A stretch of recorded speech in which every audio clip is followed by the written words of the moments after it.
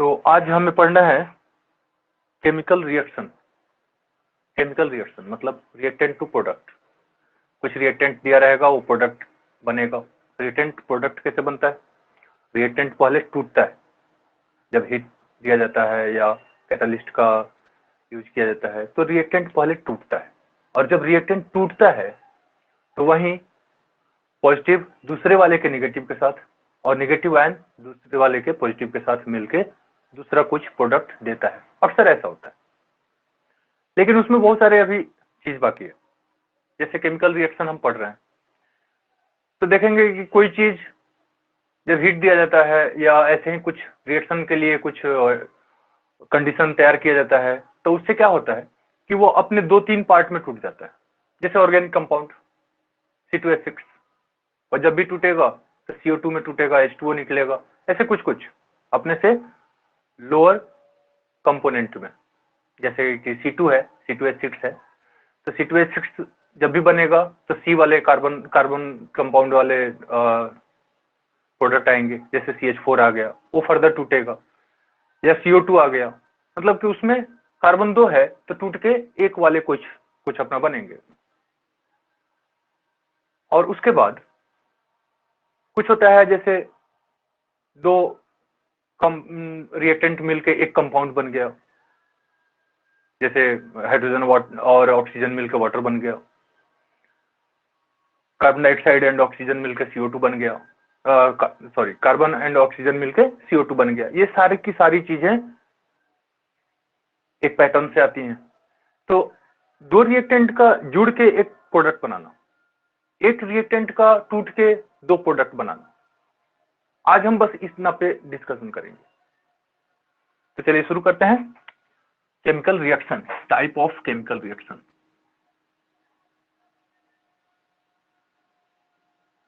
आपका टॉपिक हो गया टाइप्स ऑफ केमिकल रिएक्शन।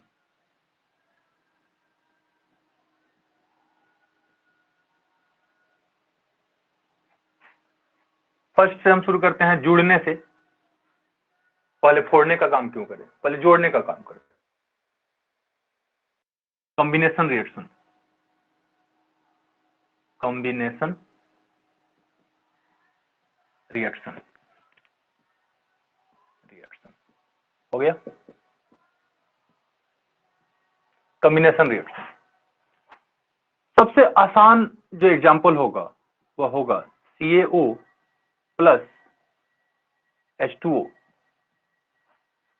ये हमें दे देगा CaO प्लस, क्या देगा, CaO के जगह पे COH ट्वाइस प्लस हीट। ये आप लोग देखते हैं यूजुअली जब हम चूना, अक्सर इंडिया में एक आदत है पान खाने की आदत, तो वहां पे हम देखेंगे कि चूना पत्थर लेके आता है लोग और पानी में डालता है लोग। चूना पत्थर लेके आए और पानी में डाले, अब वो खौलना शुरू करेगा। खौल के एक प्रोडक्ट बनाएगा, क्या बनाएगा, CaOH ट्वाइस, कैल्शियम हाइड्रोक्साइड। उसी का हम यूज करते हैं चूना में, यू नो दैट।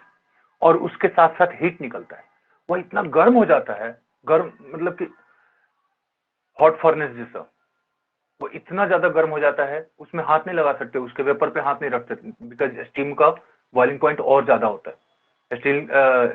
स्टीम का जो टेम्परेचर होता है बहुत ही ज्यादा होता है। तो हीट निकलता है CaO से, CaO और H2O के। तो यहाँ पे क्या देख रहे हैं, दो रिएक्टेंट आपस में कंबाइन होके CaOH ट्वाइस एक प्रोडक्ट बना रहा है। तो इसे हम कहेंगे कॉम्बिनेशन रिएक्शन। दो रिएक्टेंट आपस में मिल गया और एक बना लिया, ठीक है। तो ये बहुत सारे होते हैं। तो इसमें क्या देखेंगे हम कि दो रिएक्टेंट जब आपस में मिलेंगे तो वे अपने अपने एनर्जी लेवल से रिड्यूस होके और दूसरे एनर्जी लेवल पे, उससे कम एनर्जी लेवल पे आके जुड़ेंगे। तो उससे कम एनर्जी लेवल पे जब आके जुड़ेंगे तो वह एनर्जी निकलेगी। तो अक्सर कॉम्बिनेशन रिएक्शन में हीट इवॉल्व होता है, ठीक है। दूसरा C+O2 मैंने आपको बोला C प्लस O2 मिलकर हमारा दे देता है CO2, carbon dioxide. Carbon plus oxygen, carbon dioxide. इसमें मैं आपको और भी देता हूं, कार्बन सॉलिड, ऑक्सीजन गैस और CO2 गैस। जब इंफॉर्मेशन दे रहे हैं तो कंप्लीट इंफॉर्मेशन देते जाए, जिससे कि हमें कोई प्रॉब्लम ना हो। ये भी सॉलिड था, ये लिक्विड था, और ये हमारा सॉलिड है। एंड हीट, इसका इस मार्क का मतलब होता है हीट, याद रखना। तीसरा एक और दे देता हूं आपको, 2H2 plus O2 all known, ये गैस है, ये भी गैस है, और ये मिलकर हो जाता है 2H2O, 2H2O, ये होता है लिक्विड। ये हो गया हमारा।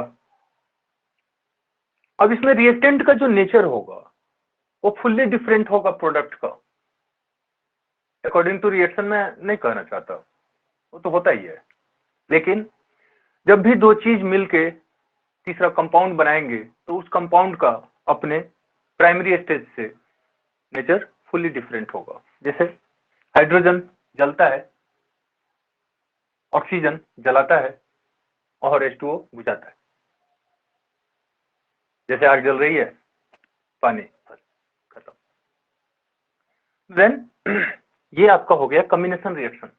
इसमें हमने क्या देखा, रिएक्टेंट कंबाइन होते हैं ईच अदर एंड हमारा प्रोडक्ट बनाते हैं। ठीक है, चलिए अब हम इसके आगे चलेंगे डिकम्पोजिशन रिएक्शन पे।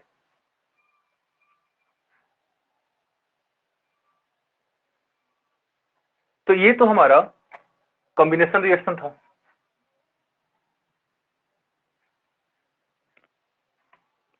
जिसमें कंबाइन हो रहा था। अब हम देखेंगे डिकम्पोजिशन रिएक्शन। डिकम्पोजिशन रिएक्शन में कोई एक प्रोडक्ट डिकम्पोजिशन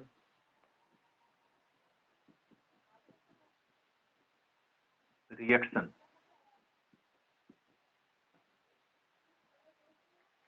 इसमें कोई एक प्रोडक्ट आपको दो या दो से ज्यादा पार्ट में बटा हुआ अलग अलग प्रोडक्ट देगा। तो क्या क्या हो सकता है इसमें? दो टॉपिक है आपके, थर्मल डिकम्पोजिशन और इलेक्ट्रोलाइसिस। आपके लेवल में दो दे दिया, ठीक है।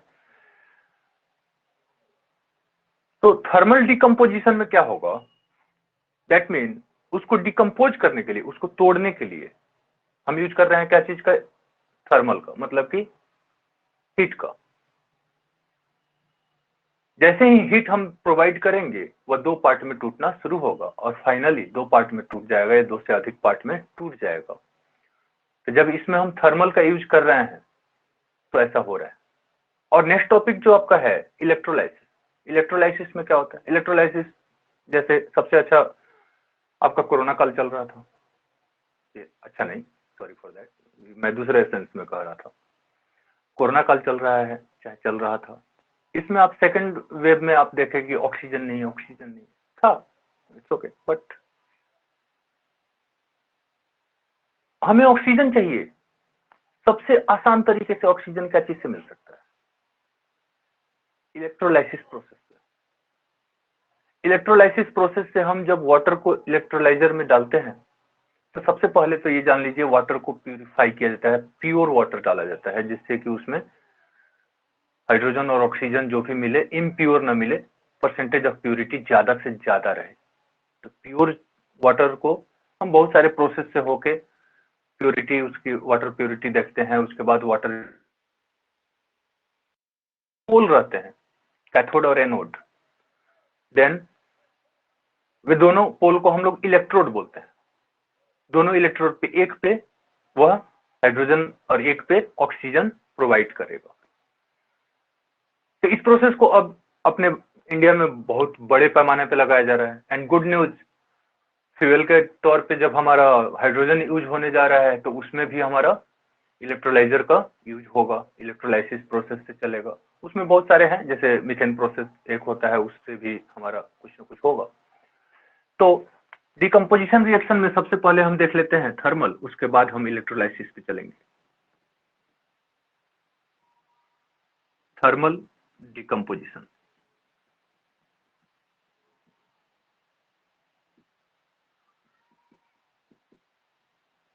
रिएक्शन लैंग्वेज नहीं लिखूंगा इसमें, आपको लैंग्वेज बता देता हूं। जब भी हम हीट प्रोवाइड करते हैं किसी रिएक्टेंट के लिए, तो वह डिकम्पोज होता है, मतलब टूटता है अपने एक से ज्यादा प्रोडक्ट बनाने के लिए। तो एक से ज्यादा प्रोडक्ट बनता है तो दो, वह हीट जैसे गेन करेगा वो अपने दूसरे दूसरे प्रोडक्ट में टूट के डिकम्पोज होके हमारा ये रिएक्शन कंफर्म करेगा। जैसे एग्जांपल में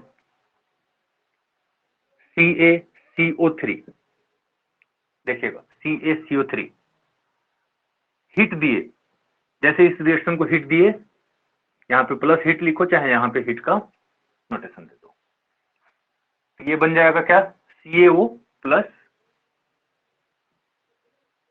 CO2। ये चीज देखिएगा, CaO प्लस CO2। ये क्या होता है, लाइमस्टोन। इसका निकनेम क्या है, लाइमस्टोन। निकनेम तो नहीं कह सकते, इसका कॉमन नेम कह सकते हैं। मार्केट में लाइमस्टोन के नाम से जाना जाता है। और ये क्विक लाइम,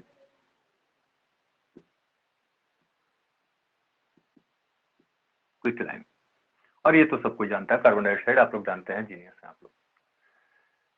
तो कार्बन डाइऑक्साइड बनता है। तो जैसे हमने हीट प्रोवाइड किया, ये दो टर्म में बट गया, दो कंपाउंड में बट गया। CaO का नेचर और CO2 का नेचर इससे फुल्ली डिफरेंट होगा। ठीक है, एक और एग्जांपल देता हूं आपको। FeSO4 ferrous sulphide. ठीक है, FeSO4, just a minute, ferrous sulphide, ये सॉलिड में होता है।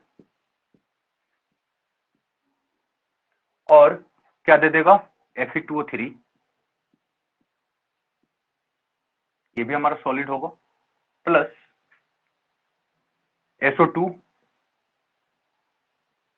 प्लस SO3, ये दोनों गैस में होंगे। दो से ज्यादा दे दिया, अभी मैंने दो दिखाया, उसके बाद दो से ज्यादा दे दिया, तो ये क्या होगा हमारा, फेरस सल्फेट।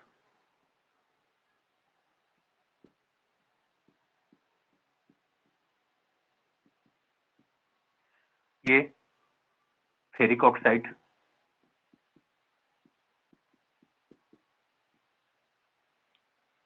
ये हो जाएगा आपका सल्फर डाइऑक्साइड, और ये हो जाएगा हमारा सल्फर ट्राइऑक्साइड।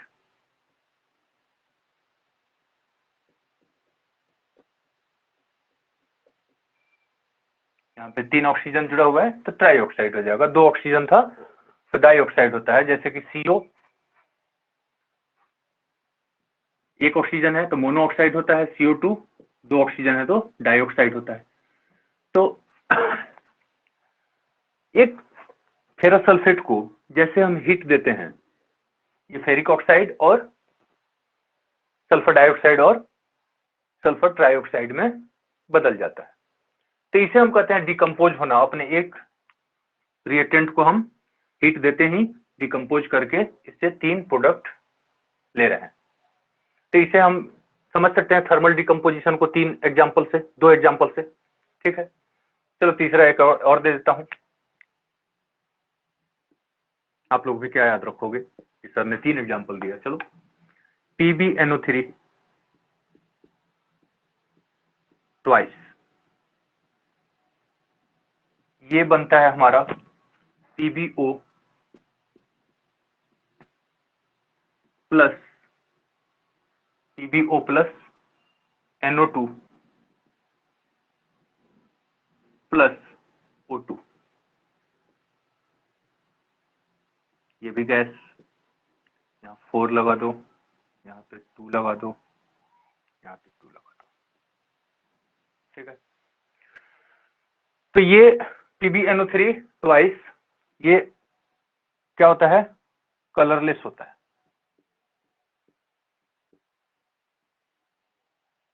कलरलेस होता है, ठीक है।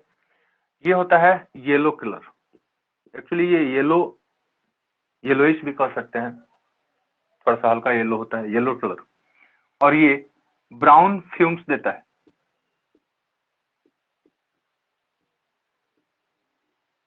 जो भी इसमें फ्यूम्स निकलेंगे वो ब्राउन कलर के निकलेंगे। और ऑक्सीजन तो आप जानते हैं, ऑक्सीजन गैस है बाहर। तो ये तीन हमारे प्रोडक्ट एक रिएक्टेंट से डिकम्पोजिशन के बाद निकला। ये तीनों एग्जाम्पल आपको मैंने दिए थर्मल डिकम्पोजिशन का। थर्मल डिकम्पोजिशन में क्या होगा, जैसे हीट हमने दिया, वह रिएक्टेंट दो से ज्यादा या दो कंपाउंड में डिकम्पोज हो जाएगा, टूट जाएगा, ठीक है। तो इसे हम कहेंगे थर्मल डिकम्पोजिशन।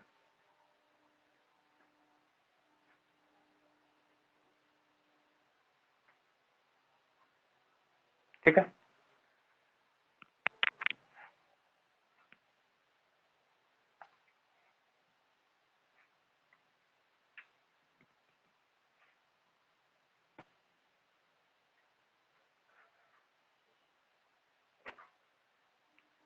तो डिकम्पोजिशन में आज मैंने आपको थर्मल डिकम्पोजिशन केवल बताया, इलेक्ट्रोलाइसिस नहीं बताया।